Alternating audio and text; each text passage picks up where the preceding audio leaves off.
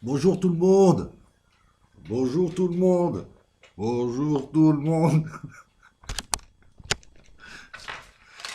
Petite vidéo là. Une petite vidéo sur la Syrie, un petit peu ce qui se passe, hein.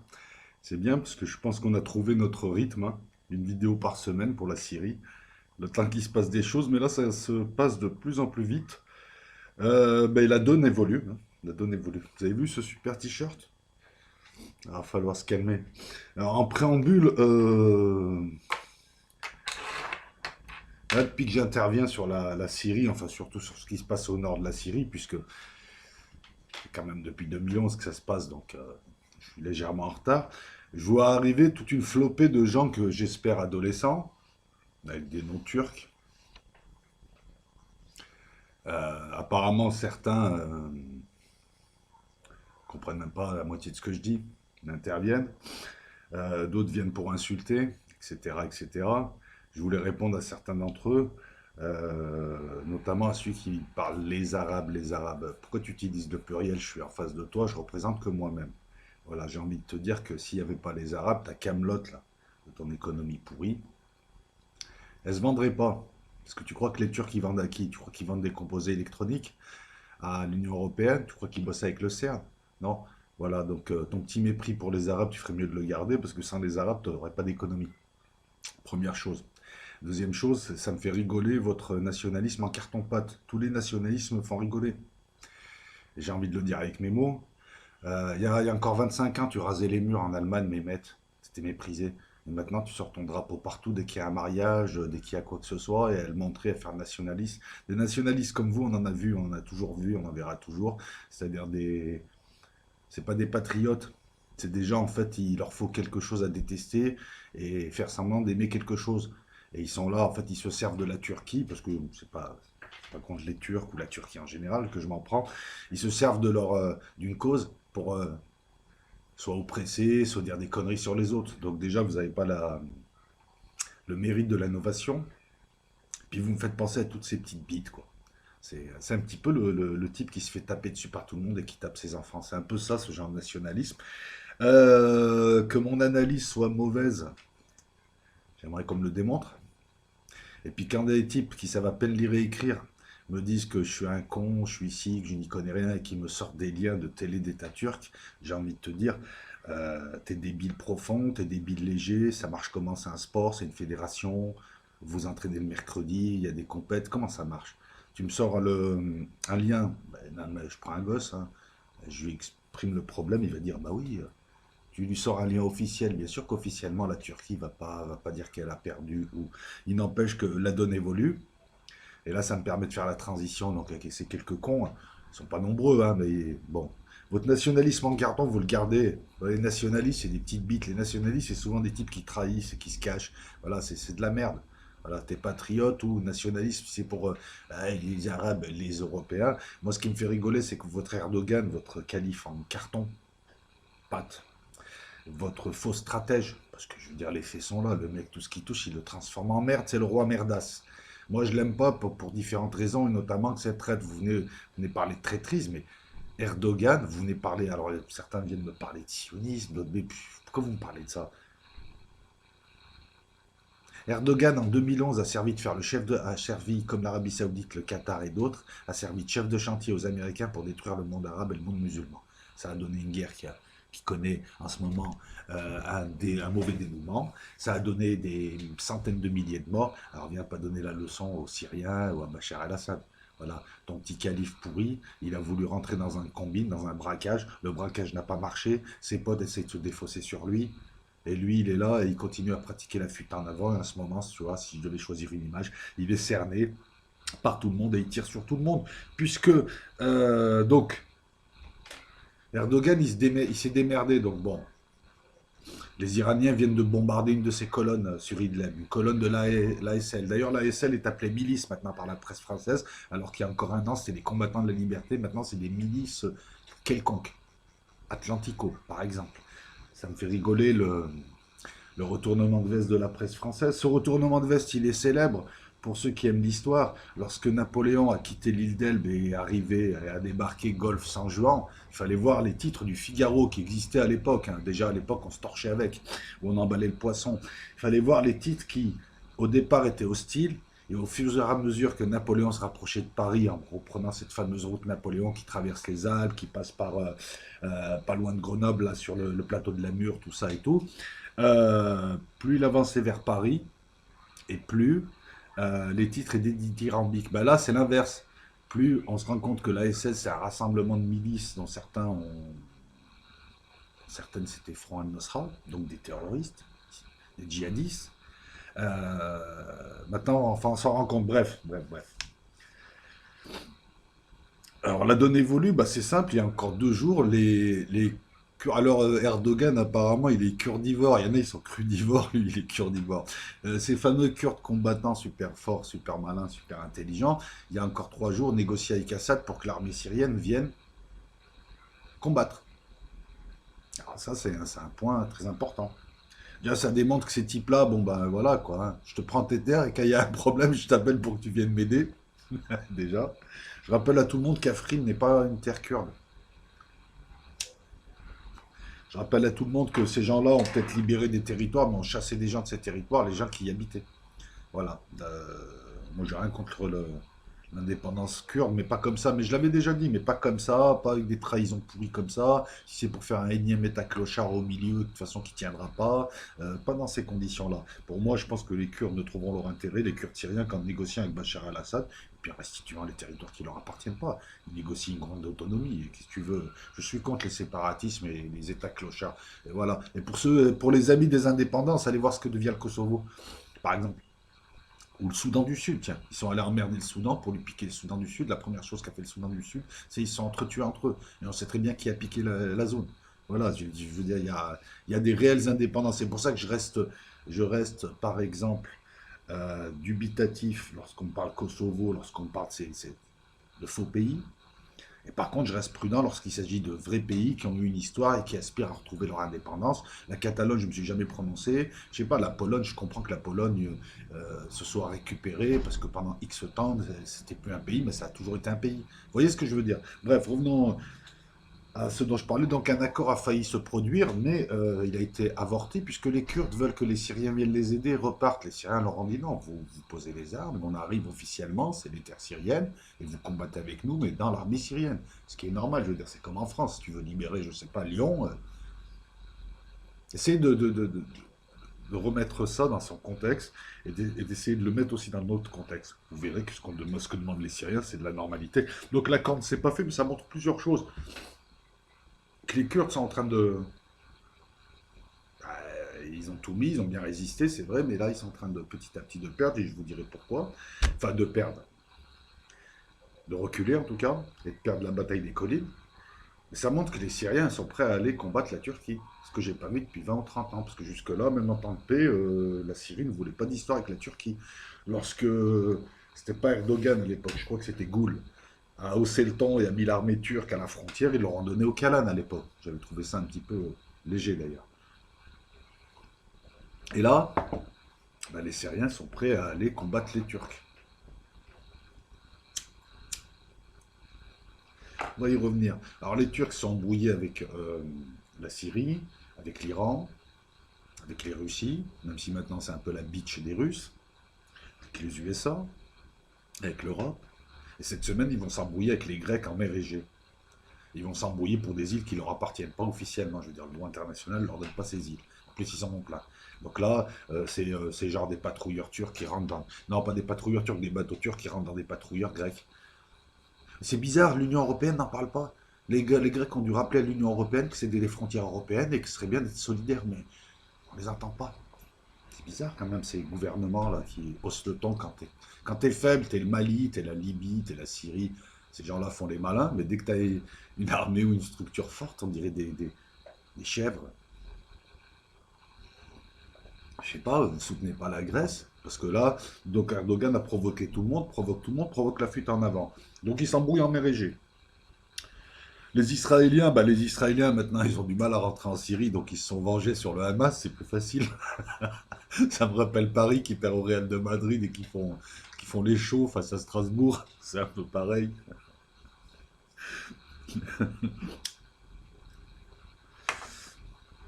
Je me demande si les regards des Russes sur les Israéliens n'est pas en train d'évoluer. J'y viens, j'y viens. Ils perdent un F-16. Ils te disent que c'est des Thor, des Divina, des S-200, des machins. Moi, j'y crois pas.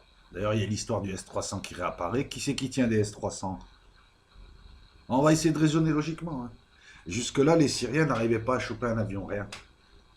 Et d'un coup, ils se mettent à être efficaces. Alors, une fois, ils touchent un F-35, parce que ça, c'est quasi officiel. Ils vont pas le dire, parce que ça va bousiller le F-35. Mais le F-35, c'est pris un missile. On t'a dit, c'est un S-200. Là, maintenant, c'est un F-16 et apparemment, il y en a d'autres qui ont été touchés, pas abattus, dont un F-15. J'ai tendance à le croire aussi, sur ce coup-là, parce qu'il y a des, des témoignages qui se recoupent. En plus, il n'aurait pas été abattu dans l'espace syrien, mais dans l'espace israélien. Apparemment, le drone iranien aurait été un leurre. Il aurait été envoyé pour qu'il y ait une riposte et pour qu'il puisse tomber un avion. Il y a plein d'enseignements, il y a plein de corollaires à ça. Donc, d'un coup, les Syriens se mettraient à être efficaces en défense antiaérienne. Et ils tombent quoi? Un F-16 dernier cri. Parce que lorsqu'on vous parle de F-16, c'est pas. Oui, le F-16 est de conception ancienne, parce qu'il est de 75, 76. Je crois qu'ils ont démarré les études en 72, 73. Mais en matière d'avion, c'est comme si tu prends une voiture, une vieille voiture, mais tu retapes tout. Tu mets les moteurs dernier cri, l'électronique dernier cri, tout ça. Donc moi, je suis resté dubitatif. Moi, je me suis dit, non, non, il y a autre chose. Et puis petit à petit, en creusant de fil en aiguille, on s'aperçoit que c'est peut-être un S-300. Et puis les S-300, il paraît que les Syriens en ont. S'ils en avaient des S-300, soit les S-300 sont pas du tout efficaces, tout le monde peut se balader, soit les Syriens n'en ont pas, soit ils sont sous contrôle russe. Je veux dire, lorsqu'on creuse une information comme celle-là, on commence à déboucher sur tout un tas de questions qui nous amènent sur un terrain assez sympathique pour nous qui cherchons à décrypter, mais assez curieux quand même. Ça serait pas les Russes avec leur S-300 qui auraient tiré sur les Israéliens? Est-ce que les Israéliens seraient pas au courant, mais le tairaient? Parce qu'ils préfèrent que ça se sache pas? Parce que je pense que les Israéliens ont compris un truc, c'est que là, en ce moment, on essaie de les piéger. Et ouais, il faut les amener au Liban. Euh, Est-ce que c'est dans son intérêt? Moi, je soupçonne un F-300 ou un F-400 d'avoir touché ces avions. Et que c'est russe. Et que c'est un message qu'on passe à Israël. C'est pas la première fois. On s'aperçoit que la Russie, et c'est là où et je vais encore en parler. On s'aperçoit que c'est la Russie qui fait le jeu, qui laisse les Turcs passer ou pas passer. Par exemple, lorsque l'avion russe ça vient d'être abattu, là, il y a un avion russe qui vient d'être abattu, un vieux Su-24, un avion d'attaque au sol qui vient d'être abattu par une milice près d'Idlib, une milice proche de la Turquie. La Russie s'est énervée et a fermé l'espace territorial syrien aux Turcs pendant quelques jours. Ça se sait maintenant. Et ben, pendant ces quelques jours où ils n'ont pas pu bombarder les Kurdes, les Turcs nous ont démontré que c'est les Russes qui faisaient le jeu en Syrie.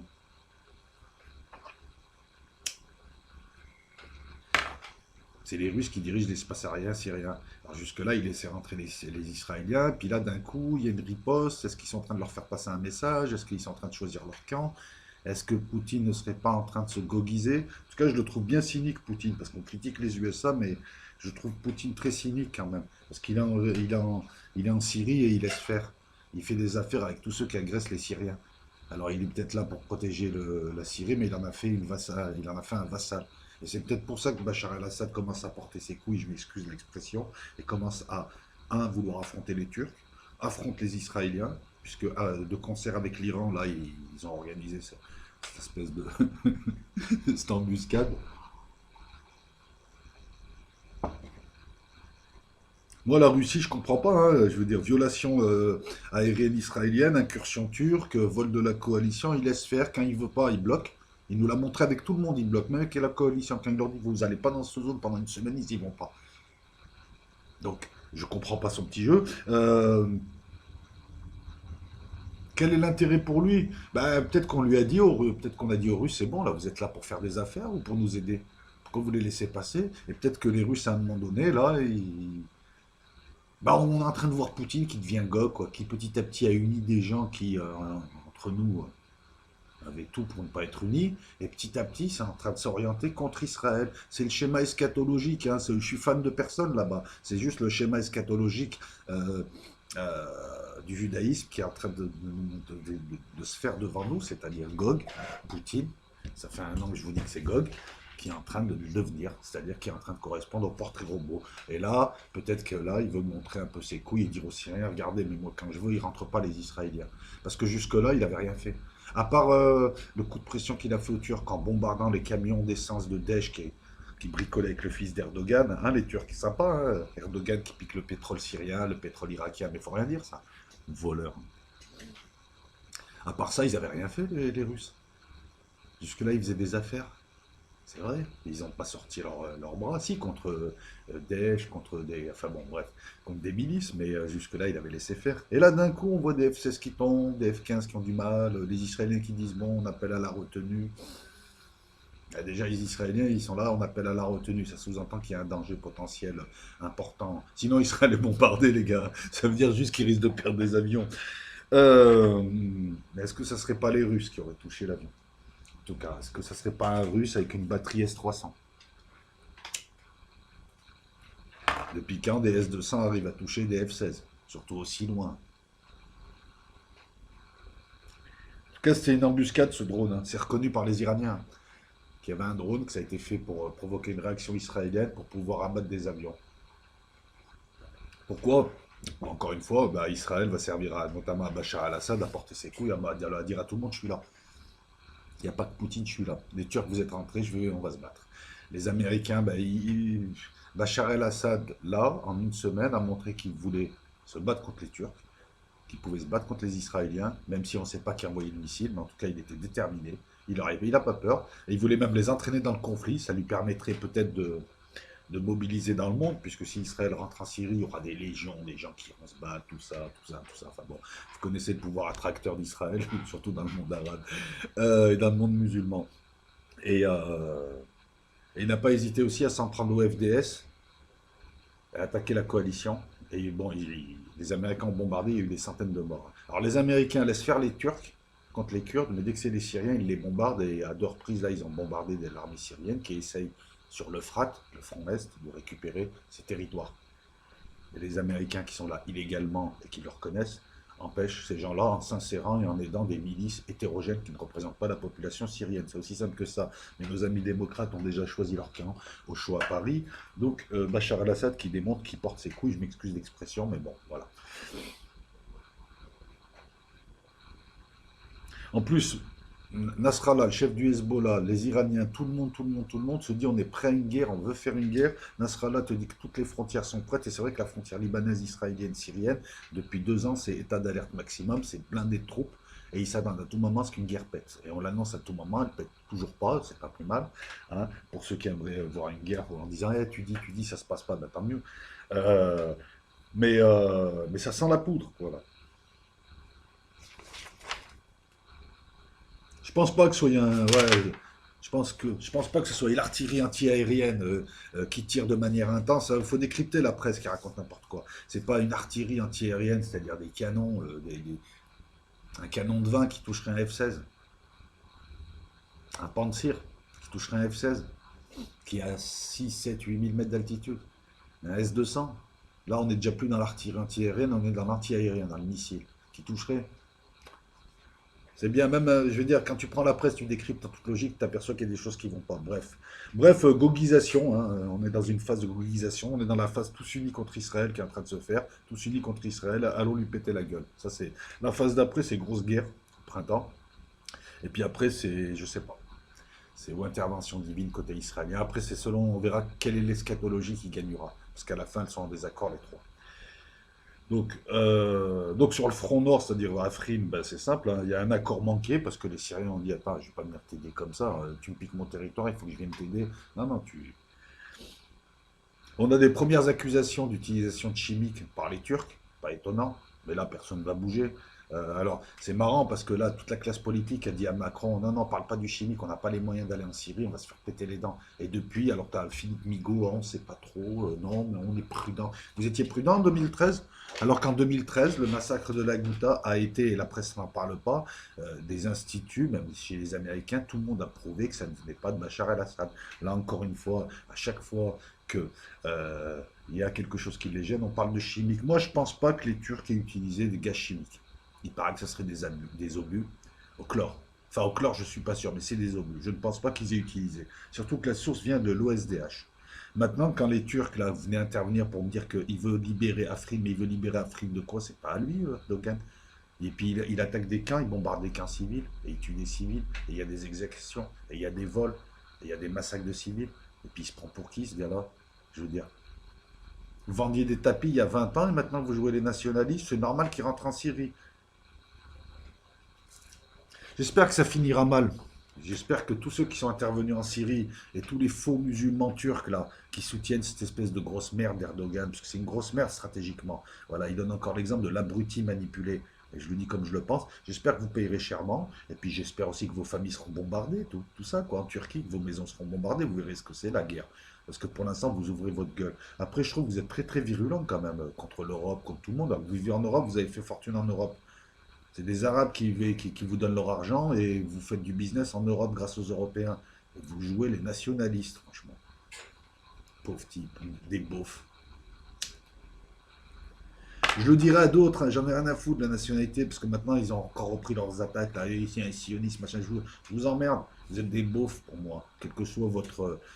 Vous pourriez être, voilà, quelle que soit votre nationalité, vous êtes des gros beaufs avec vos drapeaux à la con. Voilà. Votre calife, c'est la bitch des Russes, après s'être fait manipuler par tout le monde. Alors pour l'instant, on a trouvé encore plus couille molle que lui, enfin plus salopard que lui, plus vicelard que lui, ce sont ses potes.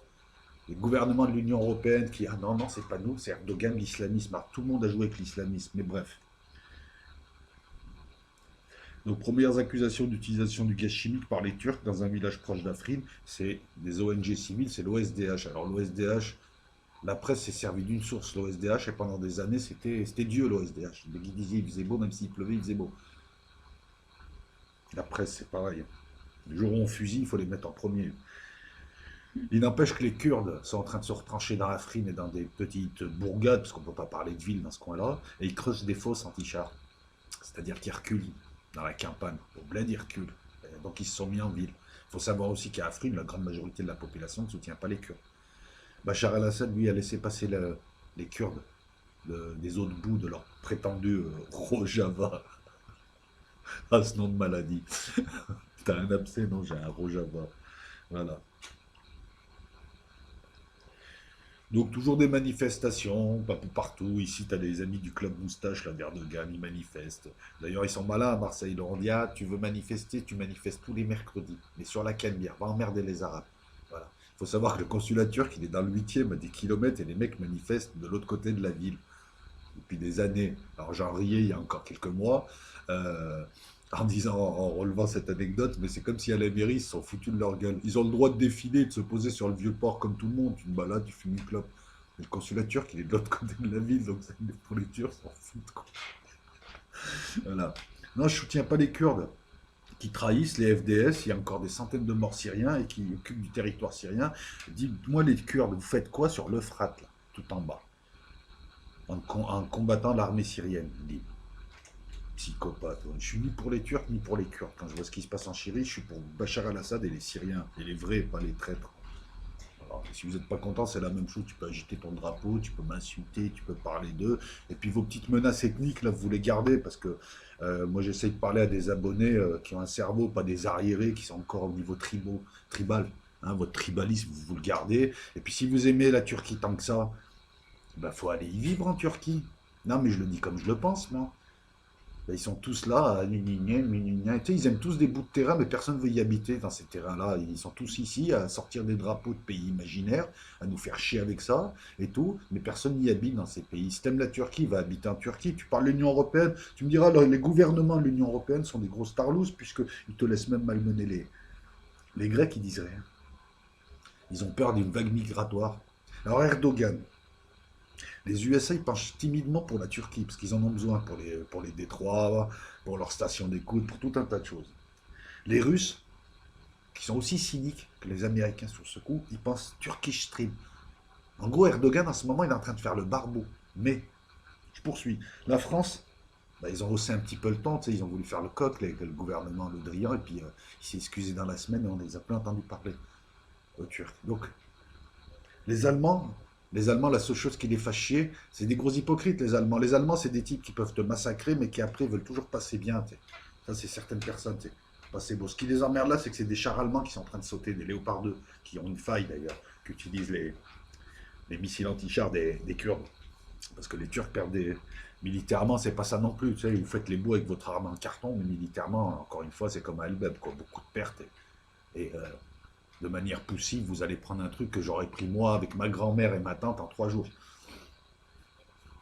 Donc les Allemands, ça les fait chier de voir de l'armement allemand. Eux, ils vendent des armes à des types.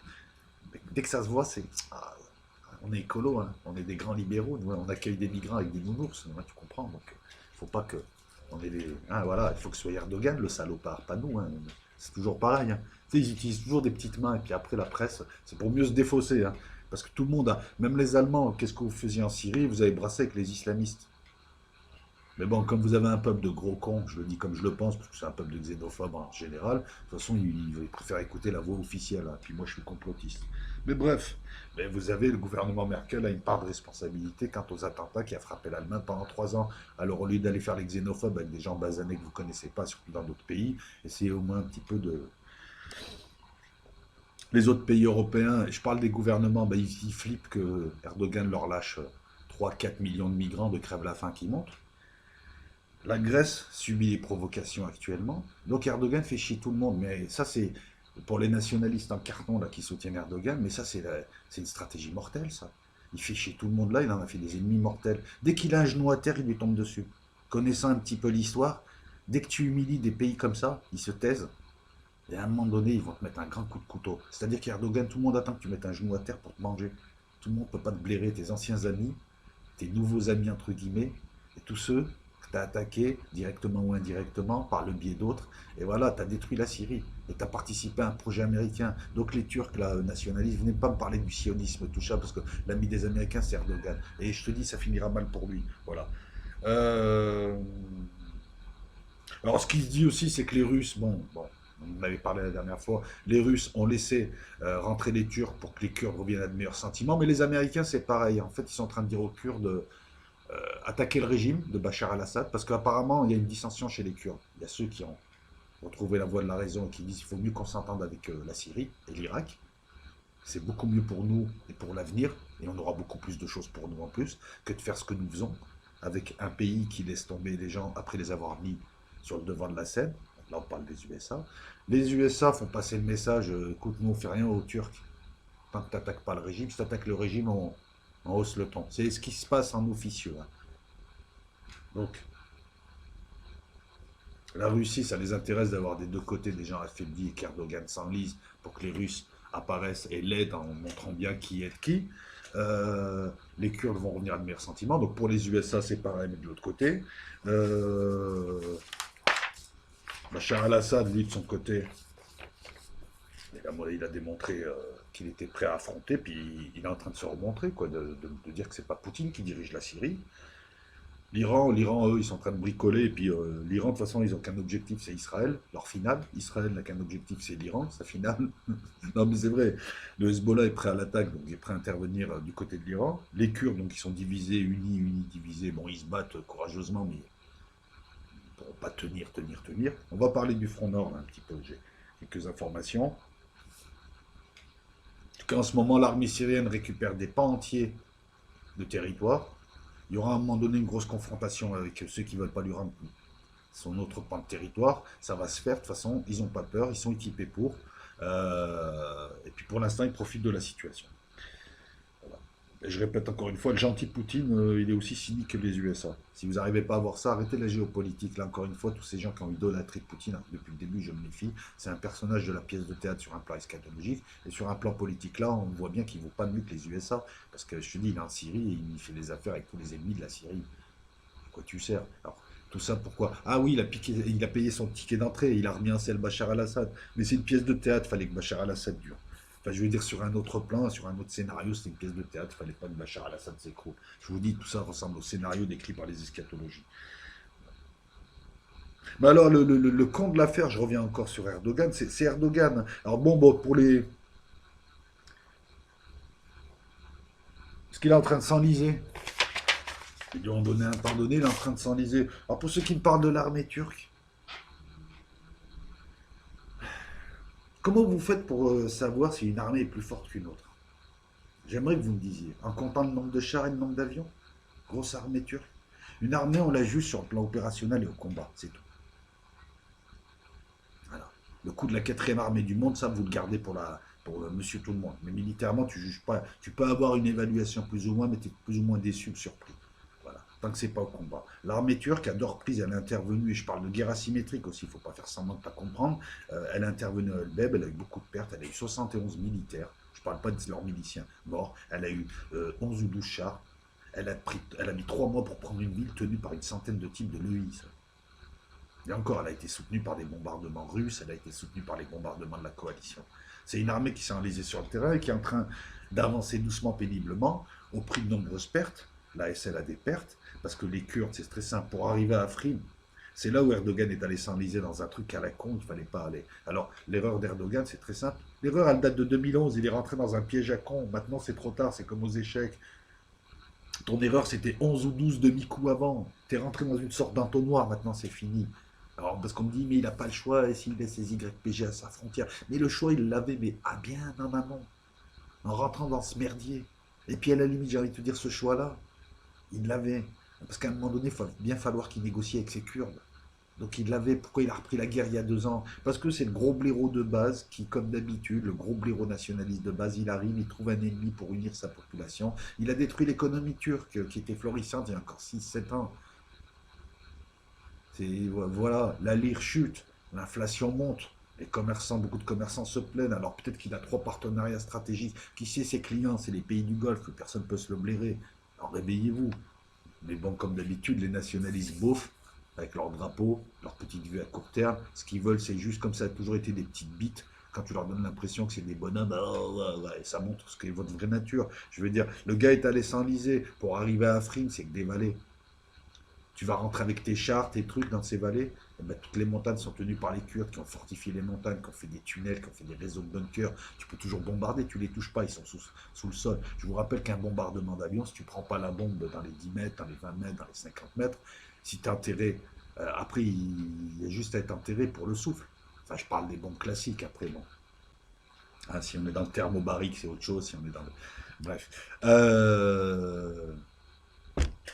Tu vas t'enliser, tu peux pas prendre les montagnes. Parce que tu as purgé ton armée, Erdogan, en 2015, tu as purgé ton armée, tu as enlevé tes meilleurs éléments, ton meilleur encadrement. Donc tu vas envoyer de la troupe courageuse qui va se faire massacrer, elle ne pourra pas prendre les montagnes, il faut les prendre comment? En envoyant des troupes aéroportées. En même temps, l'environnement, il n'est pas safe, comme diraient les Américains. Tes avions de transport pourraient se faire tomber. Tu viens de perdre deux chars, tu viens de perdre un hélico. Déjà, on se demande pourquoi tu utilises un hélico aussi près du front. Tu sais très bien qu'en face, ils ont de l'anti-aérien. Tu viens de perdre un tas de trucs, comment tu fais? Pour arriver à Afrin, tu passes par les vallées. Et les montagnes sont tenues. En rentrant dans la vallée, tu te fais prendre en pince, par en haut et par le milieu. Et tu as d'énormes pertes, comment tu fais? D'autant que c'est une ville, comment tu vas la prendre avec tes chars? On voit déjà que l'armée turque peine, parce qu'ils ont déjà des morts. Ils ont déjà des morts. 71 morts, officiellement. Je parle de l'armée turque, je parle pas de leurs miliciens.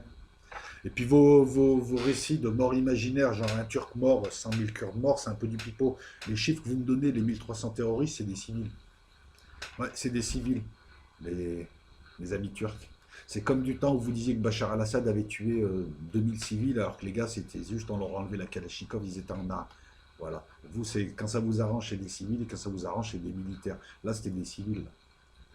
Il y a des images. Vous me dites que vous allez libérer des endroits, vous bombardez des camps civils, il y a des exactions, il y a des vols de poules, il y a des pitoyables en plus. Puis vous êtes avec Al-Nosra, donc Je veux dire, les corollaires, il faut les tirer à un moment donné. Vous avez soutenu l'islamisme, l'intégrisme, vous êtes alliés aux intégristes. On se demande ce que l'Union européenne et les Américains bossent avec vous, puisque en même temps, ça sous-entend donc qu'ils bosseraient avec des intégristes qui seraient venus mettre des bombes ici. Allez m'expliquer, je comprends pas. Ou je dois être un peu con. Je dois manquer de subtilité, ça doit être de la subtilité, ça. Vos magouilles. Donc le combat sur Banise, bon, pour vos manifs, vous pouvez toujours les faire les Kurdes, personne ne bougera, c'est de la lâcheté. Le droit international, c'est le droit du plus fort. On le sait maintenant. Donc Albeb, j'en ai parlé.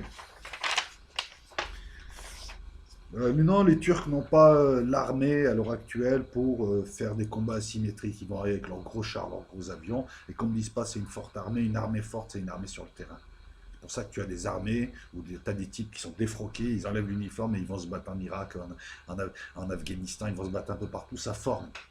Une très bonne armée, c'est l'armée iranienne, c'est l'armée israélienne, c'est le Hezbollah. Ils se battent, ils sont sur le terrain, c'est l'armée syrienne. L'armée turque ne me dit pas qu'elle fait la guerre sur le terrain, elle ne fait pas la guerre, elle bombarde des civils et des types avec des kalachnikovs. Il y a une résistance armée. Et votre connerie de les YPG, c'est des terroristes. Moi, je suis pas pour les YPG, je les emmerde. Mais arrêtez de me dire que c'est des terroristes, c'est comme la Salah, c'est pas des terroristes ces gens, c'est des résistants qui défendent leur peuple.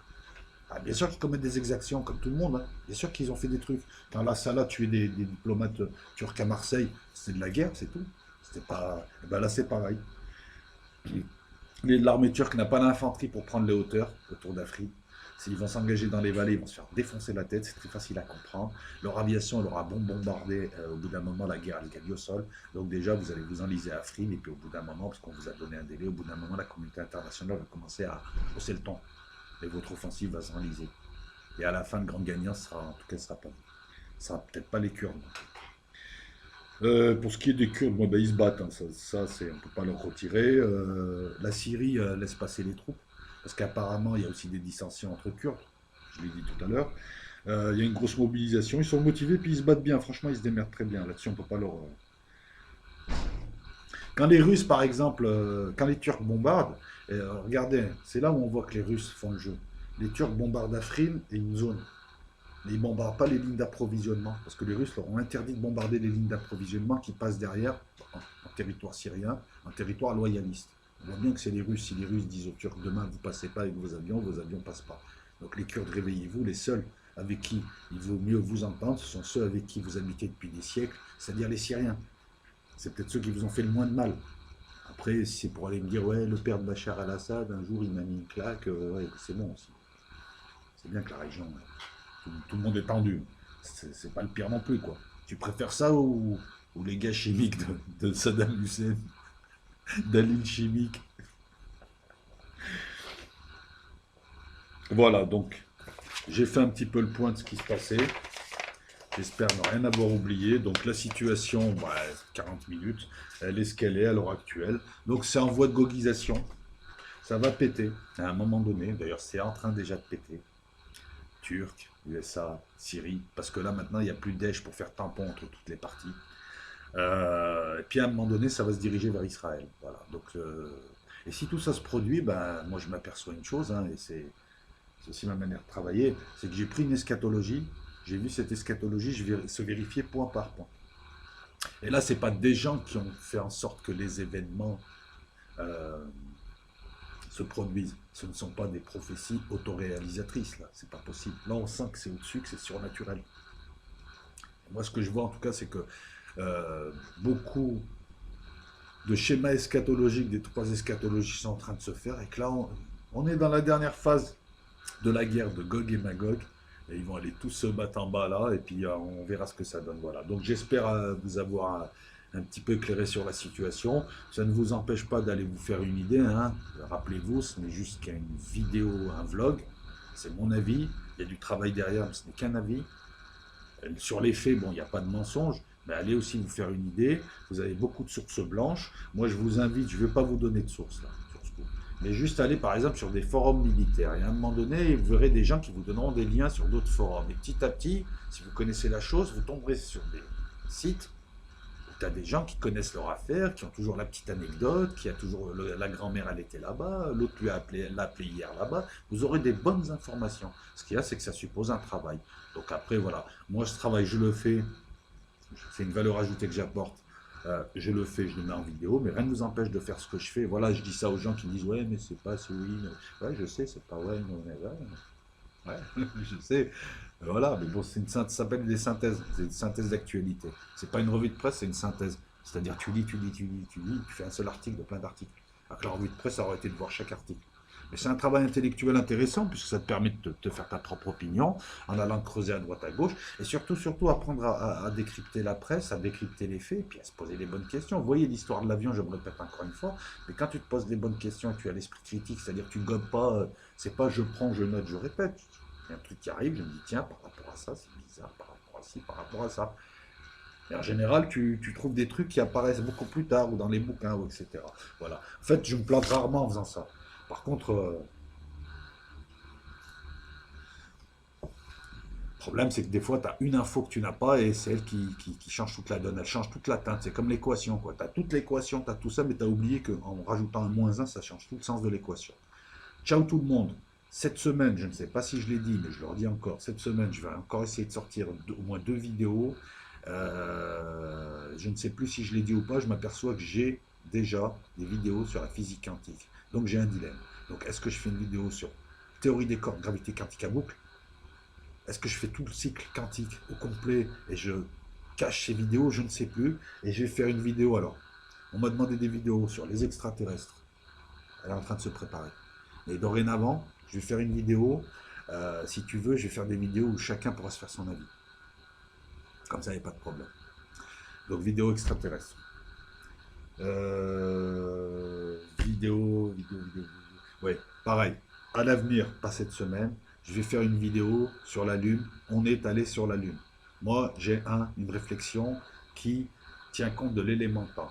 J'ai fait une vidéo il y a quelques mois en me posant la question est-ce qu'on est allé sur la Lune parce que je pensais maladroitement, que politiquement, les deux grands avaient pu organiser tout un cinéma pour tenir leur population sous leur coupe. Une sorte de cinéma pour divertir les humains pendant qu'eux, ils faisaient leurs petites affaires. Ce n'est pas les scientifiques, ce ne sont pas sur les détails scientifiques que je tiquais, mais je pensais qu'ils étaient capables d'une mise en scène.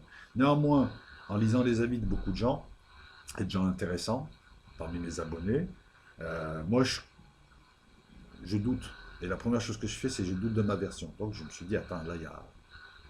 Ne faisons pas le platiste de base, allons voir un petit peu. Et puis de fil en aiguille, je m'aperçois que j'ai dit un ramassis de conneries sur la Lune. Donc je ferai aussi une vidéo sur la Lune en exposant les arguments pour, les arguments contre. Vous ferez une idée. Mais pour moi, c'est fait. On est allé sur la Lune. Et puis je m'aperçois aussi, encore une fois, que les gens qui te disent on n'est pas allé sur la Lune, dès que tu reprends leurs arguments, ils sont basés sur rien, sur du vent, sur Walou.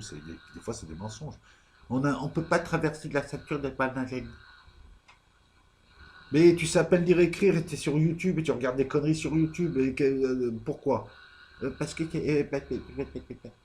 parce que tu as vu une vidéo sur YouTube où tu as un type qui répète et il répète tous en boucle, on ne peut pas traverser la ceinture de Van Allen. Après, ils te disent la Terre, elle est plate. La Terre, elle est plate et elle tourne pas. Mais la ceinture de Van Allen, du con, c'est ce qui fait la magnétosphère. Tu sais même pas ce que c'est qu'une ceinture de Van Allen. Pourquoi tu as décrété qu'on pouvait pas dépasser la ceinture Van Allen? Le problème, il est là, les types, ils vont voir des vidéos YouTube où tu as un autre type du bar d'à côté qui leur a balancé un truc et ça devient une vérité établie et ils bâtissent un raisonnement sur ça. Rien que dès le départ, déjà, ta source, c'est de la merde. Pourquoi tu ne peux pas dépasser la... Voilà. Et quand tu vas vérifier un à un tous les arguments de départ qu'ils utilisent, ils ont pris 3 arguments. Le mec sait pas lire ni écrire, il arrive sur YouTube, il voit une vidéo d'un type, ça lui plaît bien. Tiens, professeur Grandjean, c'est professeur des Tracos. Et après, il soutient comme ça, mais réfléchis, je vais dire même toi, réfléchis, là, que tu es en train d'agir comme un débile, un con, et un mec illogique, puisque tu balances n'importe quoi, n'importe comment, machin. Alors, soit tu es un débile profond, faut t'interner, soit tu es un connard qui fait ça pour faire chier, mais dans les cas de figure, tu racontes des conneries, bordel de merde. Les mecs, ils sont là, savent à peine lire et écrire, ils ont jamais fait de maths, jamais fait de physique, et ils veulent remettre en cause les lois de la réalité, tu sais. Parce que on peut pas regarder les autres planètes, c'est très loin. Je prends un télescope, je mets 5 000 euros, je prends un télescope, je vois des planètes rondes qui tournent, trou du cul. Ah, pourquoi tu mens? Dès que tu vérifies un truc avec ces gens, tu vois, même ça, ils savent pas faire. C'est-à-dire un travail de départ de base, quoi. Est-ce que les événements sont vrais? Est-ce que la source est potable? Est-ce que d'autres sources le disent? Est-ce que c'est une réalité? Tu peux pas aller sur la Lune parce que tu peux pas passer des ceintures de Van Allen. Le mec, il répète ça. Et quand tu lui dis, mais pourquoi, comment, je veux dire, c'est quoi la preuve? Ben voilà, donc voilà, donc je fais des vidéos. Non, mais je m'énerve parce que là, je m'énerve parce que tu peux pas discuter avec. Et je comprends pourquoi maintenant tu as des gens qui les bannissent sur YouTube et je vais faire pareil et je vais les signaler. C'est parce que c'est des gens qui sont d'une mauvaise foi terrible. Il te sort un truc comme ça, il sait même pas de quoi il parle, le mec. Je vous rappelle, pour les nouveaux là qui seraient séduits par le platisme, que ces gens-là, il y a 3 ans, te disaient que la Terre était creuse, en forme de beignet et qu'ils ont abandonné ça parce que c'est plus rémunérateur, et que peu de temps avant, ils te parlaient de gros lézards comme Casimir qui arrivait sur Terre. Non, mais je te le dis. Et puis ils te balancent tout et son contraire. Voilà. Non, mais ces types, je vois leur forum où ils te sortent les globulistes et les platistes, mais machin, mais c'est grave, les gars. C'est à un moment donné, respectez-vous, quoi, intellectuellement. C'est pas de la politique, on vous demande pas de prendre position, là. C'est pas de la politique. Un électron aura toujours telle charge à tel moment, à tel endroit, à tel truc. Voilà, c'est tout. Tout l'univers est rond. Enfin, tout l'univers, tout autour de l'univers, même les galaxies, tu les vois. Parce que c'est tout un mouvement, mais vous ne le savez pas. Allez à l'école avant de faire les scientifiques. Je m'excuse, je m'énerve. En plus, c'est une vidéo sur Afrine et sur la Syrie. Et j'en reviens, c'est débile profond. Non, mais à chaque fois, donc maintenant, après avoir les dieudonistes. Tiens, je vais finir là-dessus, parce que je ne sais pas si je l'ai dit, je l'ai peut-être dit en live. Tiens, mais ceux qui m'attaquent sur Dieudonné, attends, je vais me faire un plaisir. Dieudonné, c'est un type qui a été pote avec des tueurs en série, non? Hein, Patrice Allègre, allez demander aux victimes de Patrice Allègre s'il est si sympa que ça, l'atelier potache. Vous avez vu le texte qu'il a écrit sur la fille de Laurent Louis? C'est vieux. Non, mais je vous ressors ce qu'il est. Puisque là, je vois qu'il veut faire un livre avec Abdeslam maintenant. La classe. Dès qu'il y a un fait divers, il peut le récupérer. Non, les dieudonistes, puisque vous avez une mémoire de poisson rouge et qu'un escroc, ça aime ça et tout, il est où son concert du 9 septembre? Point. Il n'y a pas que le chèque de la Palestine. Non, mais venez me voir pour PayPal, machin. Moi, j'ai pas dit que j'allais donner 1 million à la Palestine et PayPal. Tout le monde met sur PayPal parce que la vidéo là du con que tu vois, elle use du matos. À un moment donné, voilà, vous voulez tous soi-disant agir contre le système, la matrice. Dès qu'il faut s'impliquer d'une manière ou d'une autre, il n'y a plus personne. Mais bref, ceci n'est pas le propos du jour et tout. Voilà, il est où? Il devait faire des jours de prison, faire le rebelle. Il a payé ses jours amende. Enfin, il n'a pas tout payé apparemment, puisqu'ils l'ont chopé à la Réunion. Je veux dire, ça, c'est le mec est là, il change de public, c'est un serpent, il mue. Tous les 2 3 ans, il vire son ancien public et il prend un nouveau public et il se remet son image de rebelle du système. Si le système voulait le tuer, il l'aurait tué depuis longtemps. D'ailleurs, on le voit avec les jours amendes. Bon, ils font semblant de l'emmerder un petit peu pour pas qu'il prenne l'avion à la Réunion, mais au final, pendant longtemps, il ne payait pas ses amendes, l'État ne lui disait rien. Jusqu'au cinéma de 2013 ou 2014, ou je ne sais plus, quand l'autre trembleur là, a commencé à l'emmerder, puisque tout le monde oubliait Dieudonné. Non, non, mais voilà, votre gourou qui veut faire des trucs avec Abdeslam, oh, la pauvre Alexia Duval, il prend tous les faits divers sordides et puis il essaye de se placer. Mais ça, c'est comme tous ces gens-là qui utilisent leurs émissions là pour faire des minutes de silence. Pourquoi vous faites des minutes de silence, bande de faux culs, là? Bande de faux culs. Bande de faux culs. Vous servez de drames qui viennent de se passer pour faire des minutes de silence, alors que, comme c'est démagogique. Voilà. Non, mais dites-moi juste un petit peu, son concert en Corée, il est où? C'était pas son dernier spectacle, il devait pas aller au Cameroun, là, en 2017. Tiens, il représente un nouveau spectacle, l'émancipation. Ce type balance des trucs, balance des conneries, balance des effets d'annonce pour vendre, c'est tout ce qui l'intéresse. Les types arrivent, ils ont une mémoire de poisson rouge. Tous les 3 mois, ils ont un reset, ils s'aperçoivent rien. Et c'est les plus groupies, et ils t'attaquent quand tu oses dire quoi que ce soit. Ces gens-là se plaignent, parce que je vous emmerde, les dieudonistes, vous plaignez de la liberté d'expression. Et vous faites quoi, là, en attaquant, en faisant des pouces rouges? Vous attaquez un petit youtubeur. Moi, vous ne me gênez pas, vous pouvez y aller, c'est pour ça que je vous chauffe. Mais je vous montrer, c'est pas à vous d'ailleurs que je parle. Je montre juste, vous êtes juste des merdes, puisque vous pleurnichez que votre gourou n'a pas accès elle n'a pas la liberté de s'exprimer en France, ce qui n'est pas faux, et vous faites la même chose à l'égard de gens beaucoup plus petits que lui.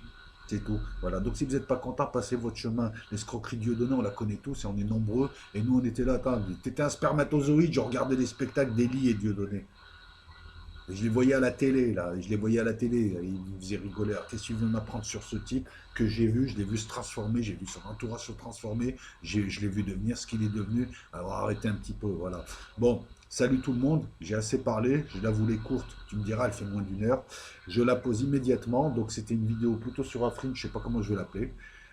Sinon, je mets Rico Rams dès que j'ai un trou. Poussé vers le haut. Bah, j'essaye d'imiter un petit peu les autres. Poussez vers le haut, sonnez la cloche. Non, non, essayez d'apprécier la vidéo, faites-vous votre propre idée. Merci de me suivre.